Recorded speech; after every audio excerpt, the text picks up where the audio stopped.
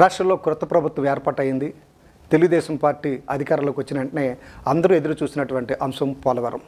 నారా చంద్రబాబు నాయుడు యొక్క ఆలోచనలో వచ్చినటువంటి ప్రధాన ప్రాజెక్టుల్లో పోలవరం. సోమవారం అనగానే పోలవరం అనేటువంటి ఒక నినాదాన్ని తీసుకొచ్చారు. ప్రతి సోమవారం పోలవరంపై ఆయన చర్చలు నిర్వహిస్తూ వచ్చారు. ఆయన హయాంలో పోలవరానికి సంబంధించి 27 సార్లు పోలవరం ప్రాజెక్టును సందర్శించారు.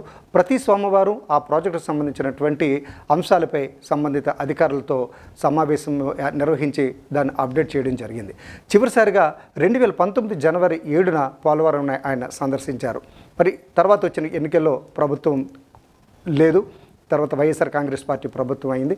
అయితే మరలా 2024లో ప్రభుత్వం రావడం జరిగింది. అంటే 5 ఏళ్ల తర్వాత మళ్ళా పోలవరం మీద చంద్రబాబు నాయుడు 2024 జూన్ 17వ తేదీ అంటే సోమవారం దాని మీద చర్చ చేయడం జరిగింది. ఇక్కడ మనం గమనించవలసిన విషయం ఏంటంటే పోలవరం అన్నది ఆంధ్రుల జీవనాడి అన్నది మాత్రం సుస్పష్టంగా చెప్పవచ్చు. అటు రైతాంగానికి కానీ సాధారణ ప్రజలు కానీ సాగునీరు అదేవిధంగా తాగునీరు రెండింటిని అందించేటువంటి ప్రధానమైన ప్రాజెక్టుని సకాలంలో పూర్తి చేయాలనేటువంటి లక్ష్యంతో తెలుగుదేశం పార్టీ ఉంది. దీనికి డబుల్ ఇంజిన్ సర్కార్ అయితేనే నిధులు వస్తాయన్న విషయాన్ని అందరూ ఒప్పుకోవాల్సిందే. దీన్ని దృష్టిలో పెట్టుకొని ఎన్డీఏ కూటమి ఈరోజు రాష్ట్రంలో అధికారంలో ఉంది. అదే క్రమంలో కేంద్రంలో కూడా కీలకమైనటువంటి పాత్ర పోషిస్తున్నటువంటి తెలుగుదేశం పార్టీ పోలవరంకి సంబంధించినటువంటి నిధులు తీసుకొచ్చి పూర్తి చేయడానికి అయ్యే అవకాశాలు కనిపిస్తున్నాయి.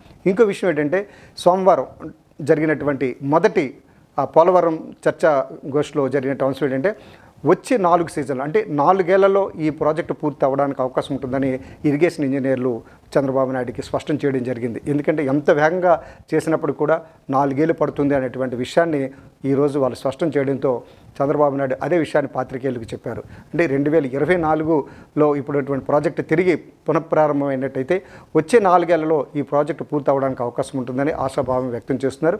అదేవిధంగా కేంద్రం నుంచి కూడా నిధులు తీసుకొచ్చి పోలవరం ప్రాజెక్టు పూర్తి చేస్తామని ఎంతో ఆత్మవిశ్వాసంతో చంద్రబాబు నాయుడు చెప్తూ ఉన్నారు.